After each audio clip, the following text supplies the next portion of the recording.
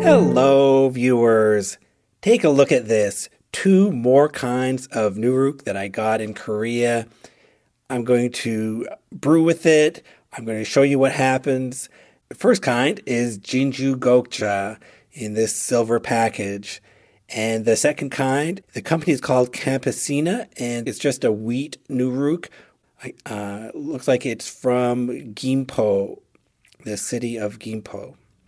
All right, so let's see what it's like to brew with these 2 kinds of nuruk. I've never brewed with them before, and if you want to see me brew with other kinds of nuruk, please watch my other recent videos. So yes, brewing with Korean nuruk, it's exciting to have so much nuruk. Here we go. So let's measure 2 kilograms of Thai sweet rice. And wash it gently.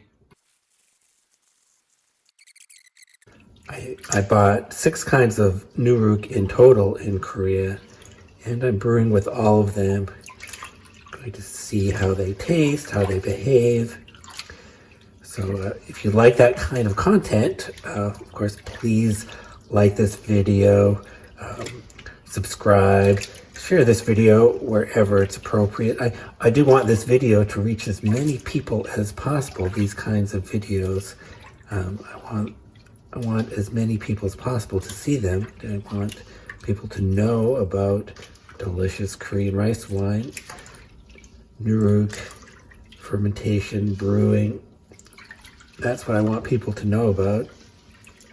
So so I appreciate your help in spreading the word about rustication rice wine. So let's get to washing this.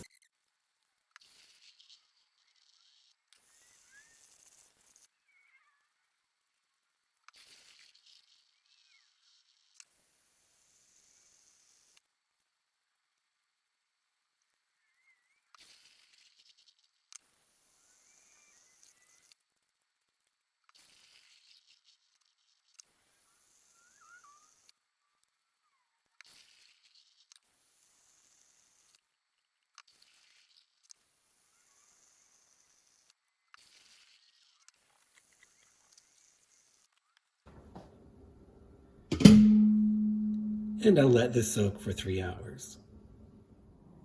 And let's drain this and rinse it.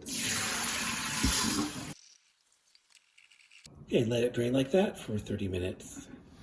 Here's my dampened cheesecloth and the drained rice, which I'll spread out evenly.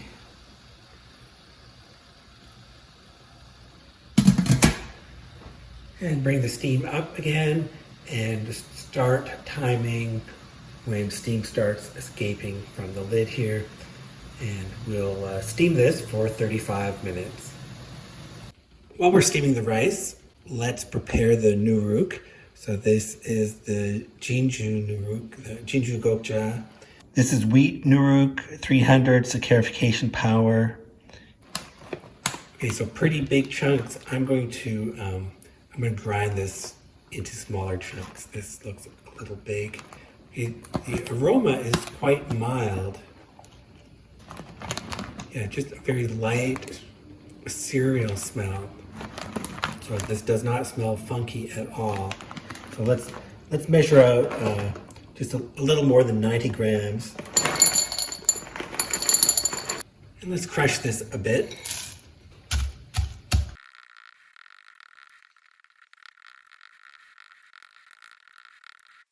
So this Jinjugokja is going to be our jar A. And I want to use 90 grams. Then 200 milliliters of water. And half a teaspoon of wine yeast. And I'm using the same wine yeast for all my experiments. That's to make my comparisons as consistent as possible. So this is the second nuruk. This is going to be jar B. This is Campesina nuruk. Let's, and again, the piece is just a little too large, so I'm going to grind this a bit. Now, unfortunately, what I'm not going to be able to do this time is put out the nuruk in the sun. It's just not sunny. This nuruk smells a little stronger.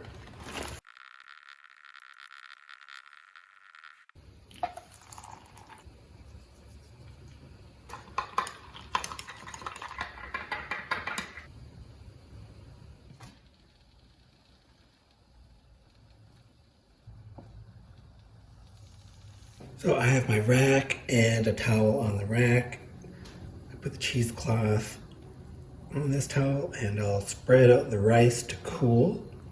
I want it to cool almost to room temperature, but just as long as it's below 30 degrees Celsius, that's good. I've sanitized the 2 jars and I'm going to use the scale to divide the rice evenly between the jars and add the nuruk mixture and the water and then mix by hand. So that's what's coming up right now.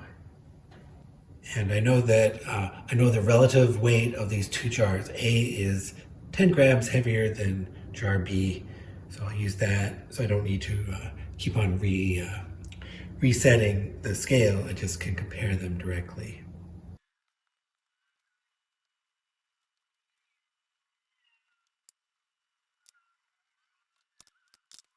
The rice is evenly divided between the jars, and I'll add the nuruk mixture for A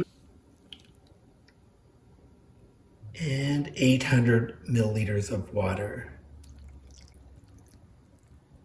So together with the 200 milliliters in the nuruk mixture, that's 1 liter of water in total, matching the 1 kilogram of rice.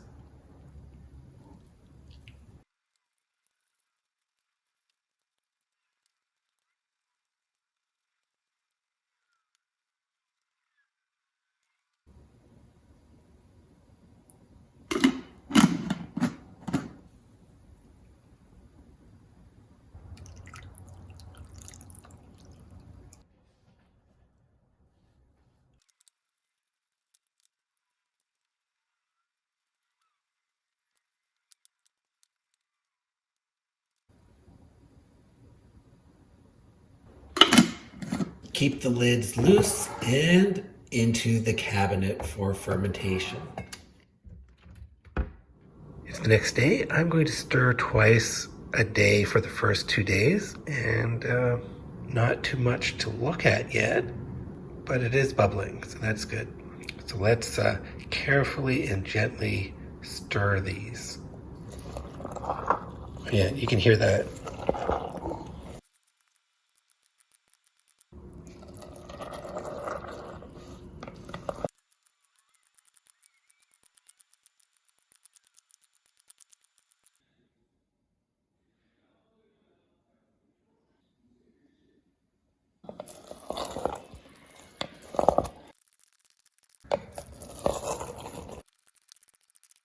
It's day 2. It's day 2. I hear them both bubbling away. They both smell good. Not quite the same aroma. A seems a little more bready, but they both have a bit of that apple aroma.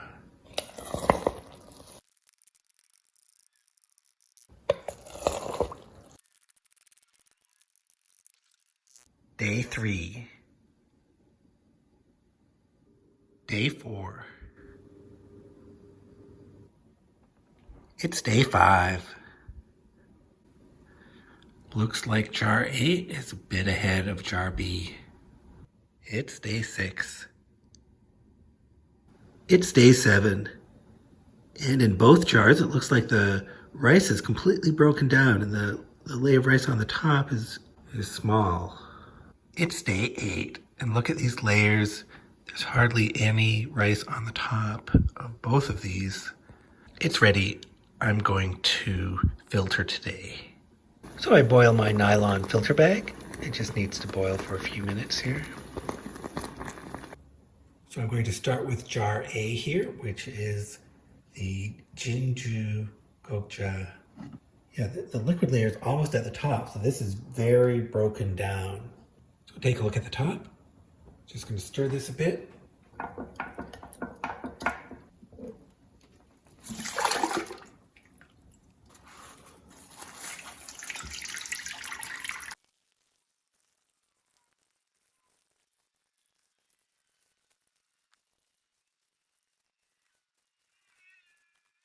So this is 252 grams of jjigae.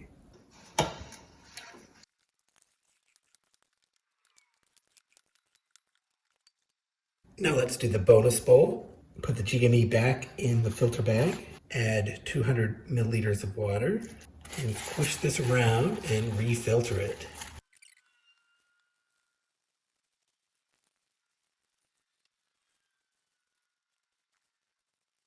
Now the jjigae is 193 grams. And here's the bonus bowl for the Jinjugokja. I washed the filter bag and now I'm re-boiling it. Ready to do jar B. So jar B is the Campesina nuruk. It still feels very liquid.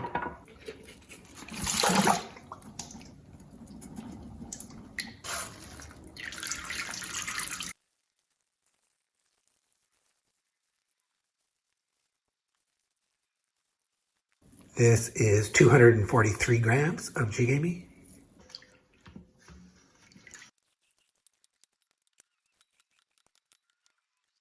And now the bonus bowl for jar B.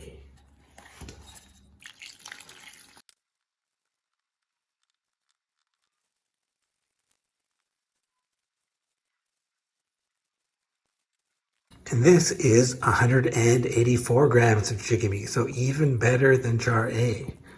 Both were very good. Not much jjigae left. That means fermentation went well. The enzymes worked, fermentation went well, everything's good. All right, another 2 successful brews. They smell good, but let's taste them now. So A, it has a very smooth texture. That's notable, and the flavor seems a bit light. It's sweet and has a bit of tartness, but it seems pretty light. That's sort of I'm surprised by that. Now let's try B, which is the Campesina nuruk.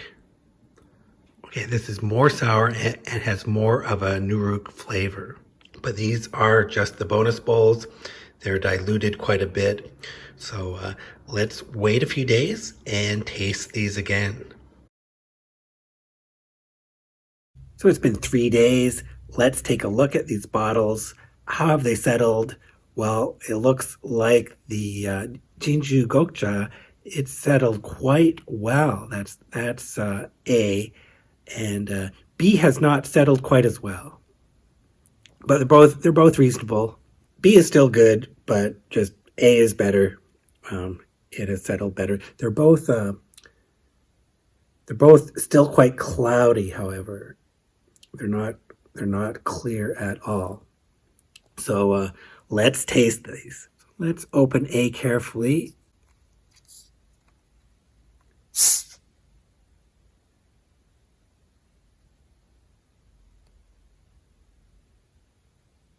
Yeah, this is going to bubble up.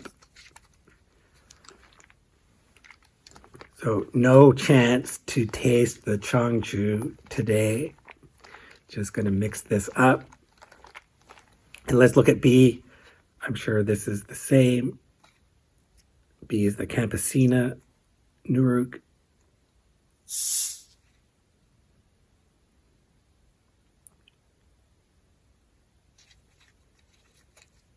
And that's going to self-mix as well. Just look at that. Okay.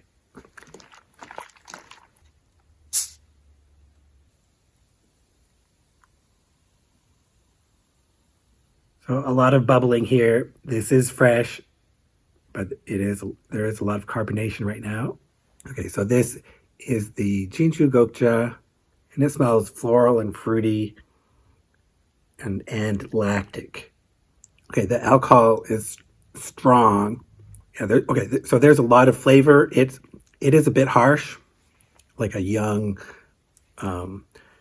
it's a fresh and young brew, but it's not mellow. A bit of sweetness at the start and lactic aftertaste. So a good makgeolli flavor. So this is a good tasting brew, very standard, reliable flavor. I'd be happy with this anytime. There's no overt nuruk taste. Just a bit of harshness in the middle, but nothing strange.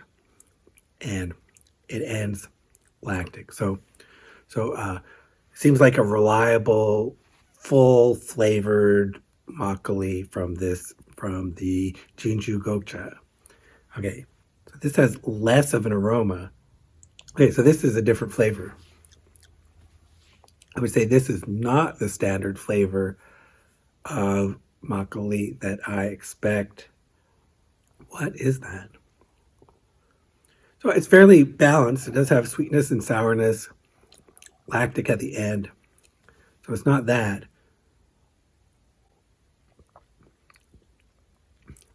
What is that flavor? It doesn't taste as strong in alcohol. I do taste more sweetness right at the very beginning. Then it becomes more savory, maybe even like salty, and more spicy, maybe a sweet kind of spice.